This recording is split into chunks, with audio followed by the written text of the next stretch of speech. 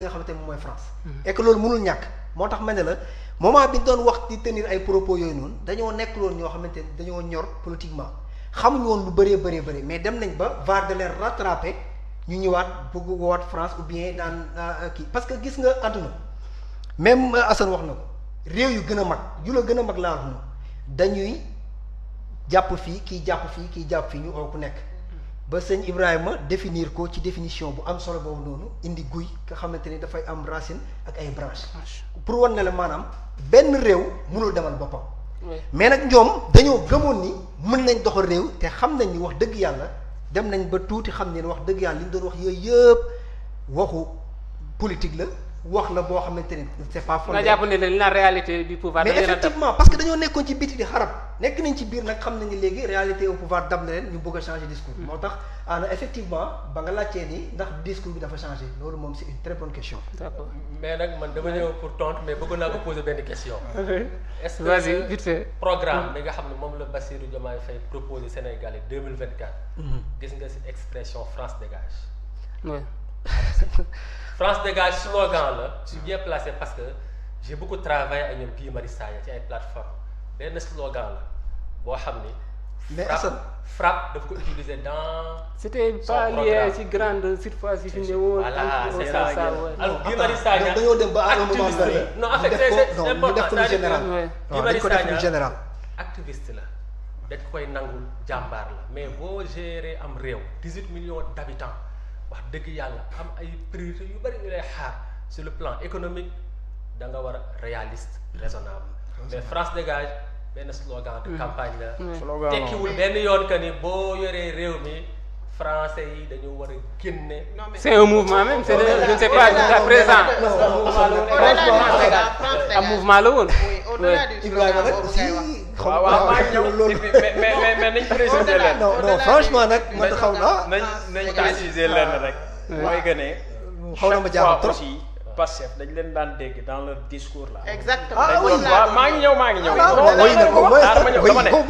c'est vrai que ne dañ doon wax pour maanaam la France mais xam nga nit ñi léeg-léeg dañuy jël li leen yitteel ci ab wax li des ñu bakko mais il y avait une précision et ce n'est pas en détail c'est une précision de taille selon laquelle partenariat yi dañ leen di redéfiniraat et qu'il y ait bien sûr un partenariat qu'il y ait des partenariats gagnant-gagnant léegi nag loolu noonu soo koy interpréter la France ne fait pas l'objet d'une exclusion maanaam France fi ñu koy wax mu dégager mooy ingérence politique bi doon am ingérence militaire bi doon am moo sànq préciser naa ko maanaam ingérence bi lañ doon daw et aussi beneen mbir bi mooy que ne tamit xam nga y avait beaucoup de supermarchés français ici Auchan yeneen ak yeneen grande bon mais est-ce que dafay dañ maa ngi ñëw concurrence non mais loolu mënoo ñëw nii yëkkati ko dans l'immédiat mënul ne c'est que en fait il y avait trop d'entreprises françaises yoo xam ne nii liñ fi doon bouffer ci suñu économie dafa bari te en plus il y avait des entreprises yoo xam ne nii dañ doon def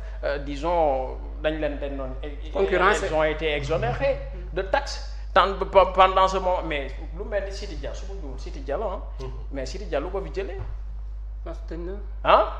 ak yeneen yoo xam ne ni ay sénégalais ñoo leen moomoon on se comprend donc léegi loolu lañ bëggoon sécuriser d'un point de vue économique ñu bëggoon a rationaliser mbir yi ba la priorité puisse revenir bien sûr aux sénégalais aux nationaux d'abord parce que ñee seen économie daanu woon des fii lu ñu fi am day dem directement ba pare ñu bëgg leen exonérer de taxe dafay xaw a metti ñee nga fay leen loon taxe ba mujj gi laaj bu ñu xaymaa li ñu war a fay ils se disent non ça ne vaut plus la peine de continuer le jeu n'en vaudrait plus la chandelle. par rapport ak exonération bi loolu moo waral ñu mel ni ay Sidi Dia dañoo jaay seen i kii dem seen yoon. mais au-delà de ce discours ce France dégage c'est-à-dire au-delà du slogan France dégage.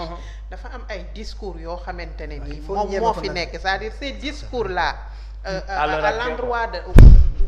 mooy li mu wax tout à l'heure ni ces discours là ont été tenus à un moment boo xamante ne nii xëy na ces gens là n'étaient pas dans au cœur des affaires n'étaient pas au pouvoir xamuñu woon exactement mooy la réalité c'est ça justement maanaam nangul nañ ko loolu li ma wax noonu le fait que ne maanaam léeg-léeg boo nekkee en dehors du pouvoir yow tu ne contemples pas toutes les informations donc am na loo xam ne ni c'est pas du défaut de compétence mais défaut d'information la parce que ki nekk au pouvoir ni muy agir léeg-léeg doo comprendre pourquoi mu poser tel acte ou tel autre acte c'est dû aux informations qu'il a à sa disposition yow léegi doo comprendre loolu foofu du défaut de compétence. mun nga boole ñaar nag mun nga boole ñaar mun nga boole incompétence ak information. non maanaam foofu. d'accord maintenant. non Ibrahima mun nga boole ñaar yooyu. non attends Ndiaga non mun nga boole ñaar yooyu mun nga boole.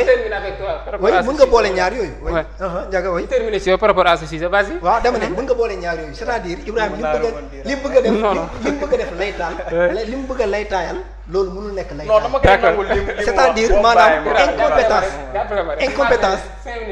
incompétence mën nga ko booleeg des informations wax dëgg yàlla ñaar yu mën na ànd man damaa jàpp ne bon li ma jàpp mooy non seulement amuñu capacité bi amuñu xam-xam bi waaye ñàkk nañ compétence moo leen yóbbee ci ñu doon wax yooyu noonu ak ñu dem ba ci biir train bi dab leen ñu wëññeeku nag bëgg a def fees faar te loolu yaakaar naa dafay xaw a doy war beneen bi mooy xam nga boo xoolee maa ngi ko doon sànq dafa am loo xamante ni réew su fekkente ni yow da nga bëgg a ubbeeku dëgg il faut am ñoo xamante ni ñoom ñoo lay dooleel mooy sa patronat réew sa secteur privé mais man mënuma comprendre nga jël secteur privé bi yépp mais denc leen ci kaso bi ba pare keroog nga créé benn soi-disant entre gouvernement mais pourquoi soi-disant non mais Ibrahima il faut reconnaître ko aussi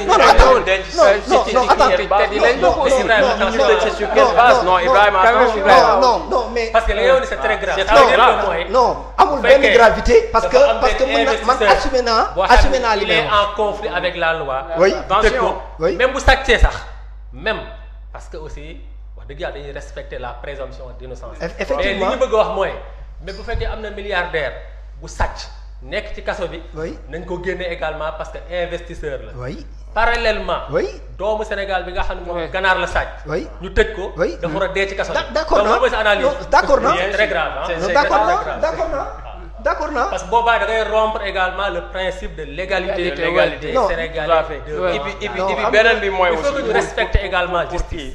maanaam une affaire en justice tamit. may ma fay kii Ibrahima may ma daaneel. xam nga yaa ngi wax léegi ñu respecter justice.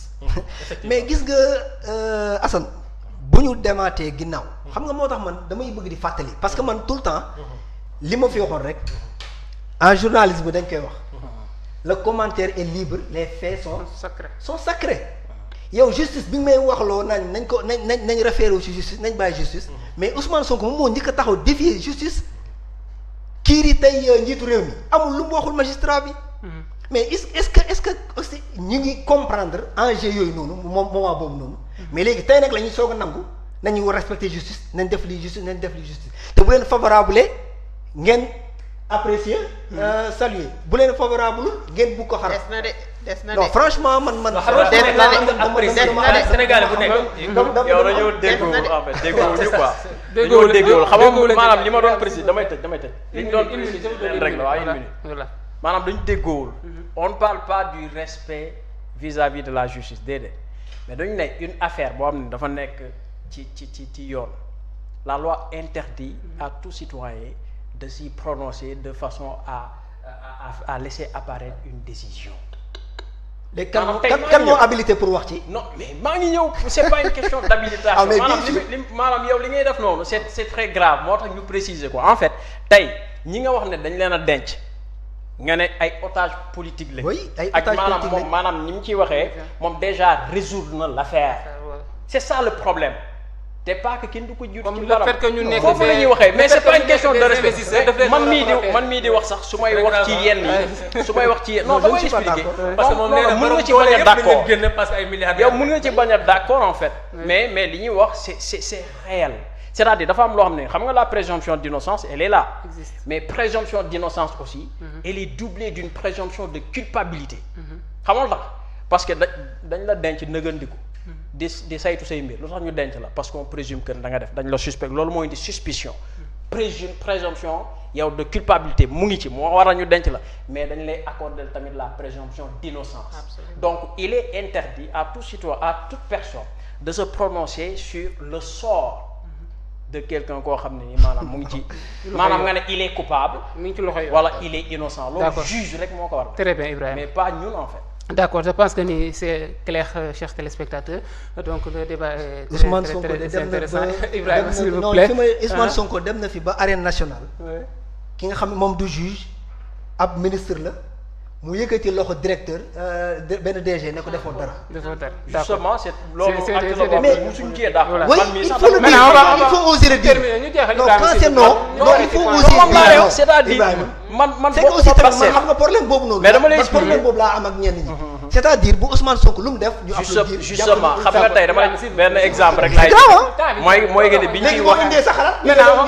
ñu wax ci beneen. non non maanaam li ngay wax loolu man sama bopp dama ko rejeté woon. franchement le juge est la seule personne habilitée à le faire. waaw il faut oser le dire. voilà Ousmane nee na temps bi jeex na ñu poursuivre ak sunu dernier point donte desoon na beneen mais ñu jeexalee ak li nga xamante ni peut-être chers téléspectateurs mooy la tension politique ici au Sénégal ak mission bi nga xamante ni lii di Fonds monétaire international daal na koy def fii ci Sénégal ab séjour amaloon ko le 19 ba le 26 août donc mu mel na ñoom bind nañu wala xaatim nañu ab communiqué ana doon ci wax ne Sénégal pare nañu ñoom waa FMI pour jàppale li nga xamante ni moo di réewum Sénégal rawatina ak aligné wu ak ci li nga xamante ni moom lañ doon tudd sànq plan de redressement bi mais également félicité nañ nguuru Sénégal ci problème mu dette cachée bi également loolu lépp ñoom waa FMI revenir nañ ci ana. waaw en tout cas ñun daal li ñu gënal moom mooy FMI mën a dellu si waat donc ñu mën a liggéey comme ni ñu daan ñu résumé ko rek waaw ci tënk rek rapidement ñu mën a liggéey comme ni ñu daan liggéeyee ak FMI mais man damay dellu si waat ba tey ci déclaration wax nga ko léegi wàllu dette cachée boo xamante ne ni moom la ñu wax ni moom moo fi amoon on se souvient de la conférence de presse ou plutôt le point de presse bi nga xamante ne ni defoon nañu ko bi ñu 6 mois après seen accession au pouvoir donc am ay propos yoo xamante ne ni dañu ko yëkkati des chiffres ont été maquillés ak yeneen yu demee noonu man ma bokk ci ñi gëm ni ay discours la yoo xamante ne ni du ma ni du lu am waaye ay discours la yoo xamante ne nii xëy na bari na ci ay jafe-jafe yoo xamante ne nii ñu ngi koy dund suñu diggante ak yenn ci ay bailleurs loolu bokk na ci li nga xamante ne nii moo ko indi parce que man tey bu fekkente ne dama yor sama xaalis di ko lebal dama koy lebal koo xamante ne nii wala dama koy jox koo xamante ne nii am naa confiance ci moom mais du ma dem xool koo xamante ne nii nee nañu dafay maquiller ay chiffres wala dafay def lii ak lii ak lii nga daal di jël say fonds daal di ko koy jox ëllëg lu la ci fekk yow yaa xam li ci des beneen bi ci des moom mooy tey économiquement parlant maa ngi koy wax tout à l'heure bokk na ci li tax ñu indiwaat le plan de redressement économique et social mooy cette situation cette morosité économique bi nga xamante ne nii le Sénégal ñu ngi koy dund ñu koy sentir nag pratiquement dans tous les secteurs d'activité di ci xaar nag le gouvernement bi fi nekk mu indi des solutions par rapport à cela parce que bokk na ci li nga xamante ne nii moom moo tax tey ñu fal leen ñu yàgg ñu wax ni réew mi biñ koy jot dañ ko jot mu toll ci benn niveau de dégradation boo xamante ne nii il faut que ñu am troisième sous-sol je pense troisième xaw ma quatrième sous-sol il faut que ñu am ay mesures de réajustement yoo xamante ne nii dañ koy def doogay jublu nag ci li nga xamante ne nii moom mooy les préoccupations c'est-à-dire les vraies questions de l'heure yi nga xamante ne nii ci lañ leen di xaar. D'accord merci Anna par rapport ci éclaircissement yooyu donc Serigne Assane Kane ci yow laay rebondir rek par rapport à ça gis nañ soulevé woon nañu fii li nga xamante ni moo di dette cachée bi donc pratiquement di représenter lu toll ci 118% ci sunu PIB donc FMI Sénégal bokk ñu bari doon wax ci économie si dette bi dëgg la wala du dëgg FMI tey dikk na ba constater li ni mel donc moom pare nañu ñoom ngir jàppale wala dimbali Sénégal surtout aligné wu ak ci li nga xamante ni moo di le plan de redressement. waa xam nga bi premier ministre Ousmane Sonko yëkkatee mbiru dette cachée ñu bari dal nañ ci kawam mais Fonds monétaire international bi ñu ñëwee def seen mission dañu confirmer li nga xam ne waxoon na ko parce que en 2023 bon ñu ngi doon wax ay taux de croissance disons ay taux d'endettement de 74,4% su ma juumul xam nga boo jógee 74,4% ba presque 119%. xam nga écart boobu dafa rëy. donc mais li am solo mooy le fait que FMI déjà salué na la volonté de transparence de vérité du gouvernement du Sénégal gis nga ay chiffres macroéconomiques boo ko maquillé forcément daf lay rattraper pourquoi gouvernement yi di jël ay fonds di ko investir ci ay agences statistiques comme ANSD c'est parce que données yooyu que ça soit muy données socio-économiques wala ay données démographiques ay données la yoo xam ne dañ ko war a utiliser pour suñu planification économique bu fekkee données yooyu déjà elles sont fausses mais daf lay rattraper plus tard moo tax le gouvernement bi mu ñëwee def la situation wax ni dafa am ay dettes cachées lim ci waroon a jël comme mesure jël na ko Fonds monétaire international confirmé ko premièrement deuxièmement manifester également disponibilité am accompagner gouvernement du Sénégal loolu aussi lu ñu war a saluer la parce que ñu bari li doon wax mooy amul benn investisseur buy dugalaat alalam biir Sénégal réew moo xam ne dañ fay wax ay dettes cachées mais boo demee ba FMI jox la caution. Le fait que FMI ñëw confirmer loolu. dana gën a motiver investisseurs yi ñu jox la caution. loolu moo am importance à partir de ce moment. investisseurs yi moo xam ay état wala ay institutions financières internationales. mais dañuy ñëw également dugal seen alal. ci biir réew mi et pour man loolu moo am solo. D'accord très bien donc sëñ Assane Ibrahima Arfan ci yow laay ñëw par rapport ak li ni mel. visite ñi nga xamante ni moo di Fonds monétaire international fii ci Sénégal donc mi ngi koy wax léegi investisseurs yi mën nañu wax ni seen xel mën na dal gannaaw bi nga xamante nii lii di FMI confirmé na li ni mel par rapport ak li nga xamante nii moo di dette cachée bi mais dafa am ci yenn ci ay économistes dañu génn wax que ni wala boog di remettre li nga xamante nii moo di légitimité dette boobu ba ñu bari ci ñoom jàpp ni sax dañu war a constituer wala boog peuple sénégalais bi mobiliser wu wax ni dette boobu tey aujourd'hui waruñu ko fay parce que dañ ko leb te ñoom daanaka yëguñu ko jaarul fi ñu war a jaar. Bon d'abord dañuy en fait dañuy rafetlu visite bi nga xam ne ñoom def nañ ko fii.